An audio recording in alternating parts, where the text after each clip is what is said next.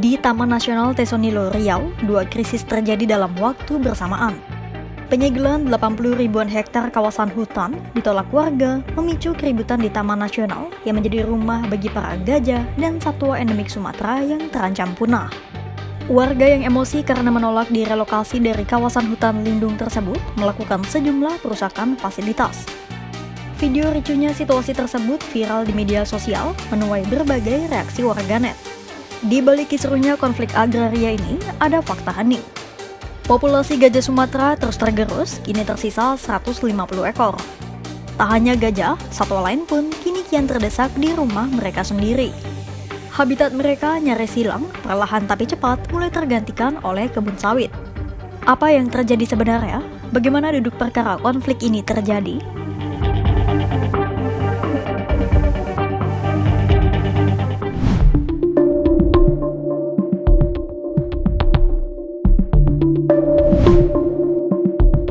Polemik Taman Nasional Tesonilo merupakan rangkaian masalah yang berkepanjangan. Itulah mengapa Jaksa Agung ST Burhanuddin menyebut permasalahan Taman Nasional Tesonilo bukan hanya soal isu lingkungan, tapi juga isu ekonomi dan sosial masyarakat. Konflik agraria dimulai sejak negara menetapkan Tesonilo sebagai Taman Nasional pada tahun 2004 melalui SK Menteri Kehutanan Nomor 255. Tujuannya untuk melindungi ekosistem dataran rendah, khususnya gajah dan harimau Sumatera. Tapi sebelum ditetapkan sebagai Taman Nasional, kawasan ini sudah lama dihuni komunitas lokal dan menjadi lokasi hutan produksi terbatas yang dikelola oleh berbagai perusahaan. Itulah mengapa pola penguasaan lahan ini sudah kompleks sejak awal. Sejak tahun 1970-an, lokasi ini sudah dirambah untuk penebangan kayu yang membuat kawasan Tesonilo rusak. Pemerintah pernah memberikan izin hak pengusahaan hutan untuk PT DM dan PT NM pada tahun 1974 dan 1979. Total, kedua perusahaan itu menggunakan 211.000 hektar lahan untuk dirambah. Lalu pada tahun 1990-an, izin PT DM habis dan sebagian lahannya diambil PT Inhutanim 4 untuk dijadikan hutan tanaman industri. Izin PT NM pun dipangkas pada tahun 2000-an. Tapi sejak 1996 sampai tahun 2009, muncul 13 izin hutan tanaman industri baru dengan total luas sekitar 389.000 hektar.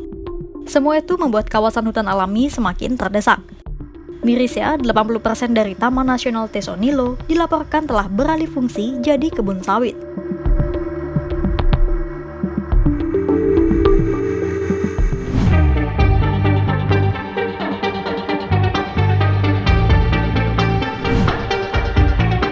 Karena kerusakan makin parah, pemerintah akhirnya mencabut izin PT Inhutanim 4 dan mengeluarkan surat keputusan soal penetapan Tesonilo jadi Taman Nasional pada tahun 2004. Tapi masalahnya, pada 2006 ditemukan sekitar 2.000 hektar akasia milik PT RAPP, 1.340 hektar sawit PT IIS, ribuan hektar kebun masyarakat, dan izin yang tumpang tindih. Intinya, meski sudah ditetapkan sebagai Taman Nasional, lebih dari 10.000 hektar itu sudah dikuasai masyarakat atau tumpang tindih dengan izin perusahaan. Upaya penetapan Tesonilo sebagai Taman Nasional terus berlangsung, meski menemukan banyak lahan sudah dikuasai perusahaan dan warga. Dan akhirnya pada tahun 2011, batas definitif Taman Nasional ditetapkan melalui SK Gubernur Riau.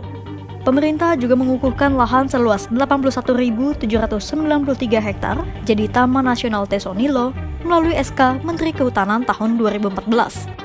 Angka itulah yang dijadikan acuan oleh pemerintah sampai saat ini. Sebab kerusakan yang ditimbulkan oleh perambahan hutan tak main-main. Sekitar 80% kawasan Taman Nasional Tesonilo merupakan kebun sawit.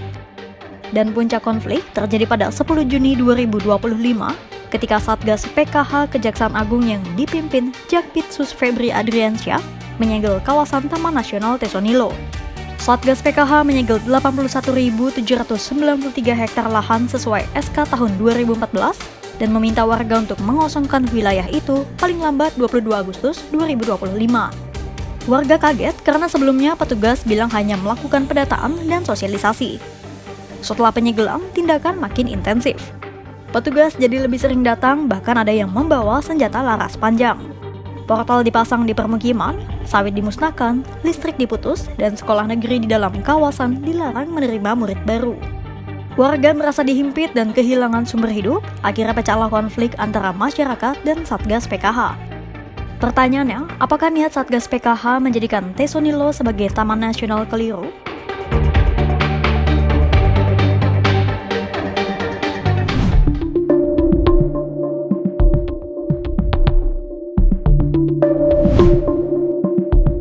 Niat negara menjadikan Tesonilo sebagai taman nasional sejatinya tidak keliru. Penegakan hukum di Tesonilo dilakukan untuk mengembalikan Tesonilo sebagai rumah domang dan kawasan gajah lainnya, bukan hamparan sawit. Itu yang dikatakan Direktur Jenderal Penegakan Hukum Kehutanan Kemenhut Dwi Januarto Nugroho. Karena sejak perusakan lingkungan di Tesonilo kian ekstrim, populasi gajah liar pun ikut menurun. Kini individu gajah liar di Tesonilo hanya sekitar 150 ekor. Di Kantung Teso Utara ada satu kelompok gajah berjumlah 30 ekor. Sementara di Kantung Teso Tenggara ada 120 ekor yang terbagi dalam 3 hingga 4 kelompok. Salah satu faktor yang menyebabkan penurunan populasi gajah Sumatera adalah perambahan hutan. Tak hanya gajah yang terancam, tapi juga flora dan satwa yang dilindungi lainnya. Berdasarkan data Kementerian Kehutanan, Taman Nasional Tesonilo tercatat memiliki puluhan hingga ratusan jenis flora dan fauna. Perambahan itu tak hanya mengancam satwa liar, tapi juga manusia. Rusak hutan bisa mengganggu ekosistem. Bahkan jika hujan deras terjadi, bisa menyebabkan banjir hingga tanah longsor. Sebab hutan yang sehat sangat penting bagi keseimbangan lingkungan, melindungi manusia dari dampak alam seperti banjir. Selain itu, hutan yang rusak dan tak lagi bisa menjadi rumah bagi hewan buas bisa jadi malapetaka bagi warga. Hewan seperti harimau bisa saja masuk ke lingkungan permukiman warga. Lalu, siapa yang harus disalahkan?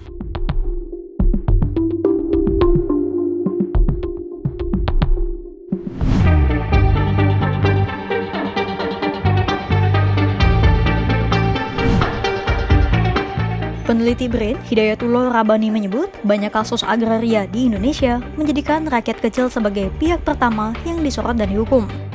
Di Tesonilo sendiri pun, ribuan hektar sawit ilegal dibangun oleh warga dengan dokumen abal-abal. Tapi pertanyaannya, bagaimana mereka bisa mendapatkan surat tanah, sertifikat, aliran listrik, dan jalan masuk? Pernyataan Jaksa Agung ST Burhanuddin pada bulan Juni lalu tampaknya bisa menjawab pertanyaan itu. ST Burhanuddin menyebut ada dugaan tindak pidana korupsi oleh oknum aparat yang menyebabkan terbitnya surat-surat palsu. Itulah mengapa Dwi menyebut fokus Satgas PKH adalah mereka yang memperdagangkan kawasan hutan negara termasuk mafia tanah. Rabbani menyebut sebagian masyarakat yang menghuni Taman Nasional Tesonilo bukanlah penjahat lingkungan. Menurut Rabbani, tujuan konservasi bukan sekadar penertiban, tapi menjaga keberlanjutan hidup semua makhluk, termasuk satwa, ekosistem, dan manusia itu sendiri. Rabbani berpendapat konservasi Tesonilo hanya bisa berhasil apabila ada tindakan menyeluruh, mulai dari menindak tegas mafia tanah, memulihkan hak masyarakat, dan mengembalikan fungsi ekologis kawasan.